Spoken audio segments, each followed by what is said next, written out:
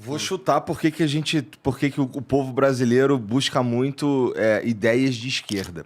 Eu acho que é porque a gente tem muita gente que tá na merda. E aí as ideias de esquerda, elas tendem a pelo menos parecer mais abrangente nesse sentido. Por exemplo, ó, eu acho que uma das principais críticas que tem a políticas do governo, daquele cara lá que é o ministro e tudo mais, que é o lance da reforma da Previdência. Para você ver, você está 100% certo em dizer que existe uma atração pelas ideias que são aparentemente mais generosas. É claro que a esquerda atrai, porque ela promete o céu. Só que o que ela entrega é o inferno. Ela entregou ditadura na China, ditadura na Rússia, ditadura em Cuba, ditadura na Venezuela. Ela entrega ditadura e miséria. Isso é o que ela entrega. O que ela promete é o céu e o paraíso. Agora, nós estamos acompanhando a história da civilização ocidental. A democracia começou com os gregos, limitada só aos cidadãos. Aí passou para Roma, limitada aos patrícios também. Mas aí entrou o direito romano. Depois passou lá para os ingleses, com direito consuetudinário. Depois houve uma revolução muito interessante, uma revolução dos Estados Unidos, 1776, e uma revolução na França. Os mais nobres ideais estavam na França. Liberdade, igualdade e fraternidade. Eram nobres ideais, mas a visão era também intervencionista. Resultado da França. 3, 4 anos depois de decapitar o rei, decapitaram, guilhotinaram o próprio Robespierre. Primeiro, o Robespierre guilhotinou os amigos todos, Danton, todo mundo que fez a revolução com ele guilhotinou primeiro. Depois guilhotinaram o Robespierre também. E depois viraram as guerras napoleônicas. Os mais nobres ideais viraram uma tragédia no continente inteiro. Guerra, fome, frio. Foi o capeta. Os ideais eram nobres. Vamos libertar toda a civilização dos reis. Era um ideal nobre. Só que foi morte, morte, morte, sangue, morte, morte, morte. Enquanto isso, estava acontecendo uma revolução pacífica do outro lado do mundo. Eram os americanos. Mesma época, mais ou menos, os americanos viram e falam o seguinte: não queremos receber esses impostos dos ingleses. Não vamos ser tributados sem representação. No taxation without representation. Nós não conseguimos votar lá no parlamento e eles ficam botando imposto sobre o chá, imposto sobre o tabaco. Revolução, vamos brigar com eles. Brigaram com eles. Na mesma hora, criaram uma Constituição muito simples, que basicamente dizia o seguinte: olha, nós temos liberdade de empreender, liberdade de escolher nossa religião, liberdade, nós queremos liberdade. Então, uma tinha os mais nobres ideais, franceses. Coincidiu com o fim da grandeza da França. A França, dali para frente, só começou a descer.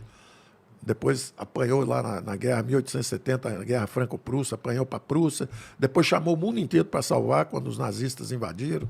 Quer dizer, daí para frente, a França começou enorme, culturalmente um gigante, espetacular, mas partiu na direção errada.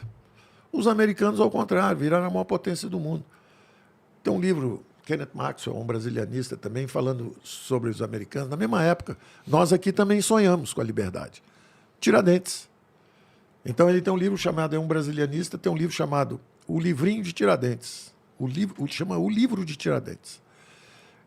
Os brasileiros, naquela época não tinha WhatsApp, né? Você tinha que mandar uma carta em francês, aí mandava para a França, o cara lia, passava para o inglês, mandava para os Estados Unidos de barco, né? Ele ia de navio, 3 meses para um lado, 3 meses para voltar. Os brasileiros dizendo o seguinte: olha, nós somos mais ricos que vocês.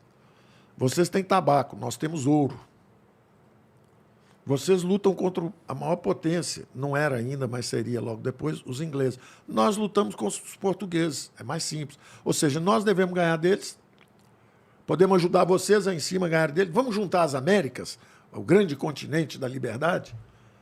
Bom, logo depois, Tiradentes preso. Quem é que entregou o Tiradentes? Foi a primeira delação premiada, o Silvério dos Reis, que devia uma nota, devia uma grana para os portugueses. Estava devendo dinheiro. Falaram com ele: ó, nós vamos perdoar a sua dívida se você entregar todo mundo aí.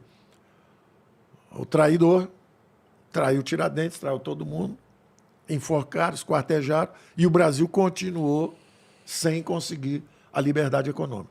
Então, o Brasil... E a esquerda tem visões extraordinárias. Os Ciclos, o Celso Furtado, Caio Prado Júnior, são caras bacanas, leram bem coisas que aconteceram no Brasil. Agora, eles não têm a teoria econômica suficiente para entender como fazer um futuro melhor. Então, eu até dizia o seguinte, para o jovem que eu estava ajudando na política, antes de ajudar o presidente Bolsonaro, eu dizia para ele o seguinte, olha, se te perguntarem se é direita ou esquerda, você fala assim, minha geração caminha com as duas pernas. Eu vou ter a generosidade, a fraternidade, que a esquerda finge que tem, porque, na verdade, quando estão no poder, desvio de recurso, corrupção, acaba o crescimento econômico e, ao mesmo tempo, vamos usar a economia de mercado. Também são os defeitos da direita, que a direita também é danada, gosta de um orçamentozinho para encostar lá e puxar favores e privilégios para eles mesmos. Então, o que nós temos que procurar são as pessoas de bem. E temos que tolerar uns aos outros do ponto de vista de visões diferentes. E temos que ir para as eleições.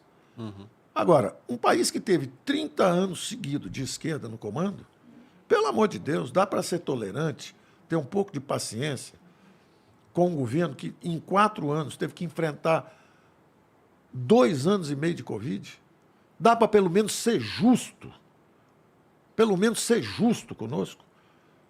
27 milhões de empregos, 16 milhões criados e 11 milhões protegidos.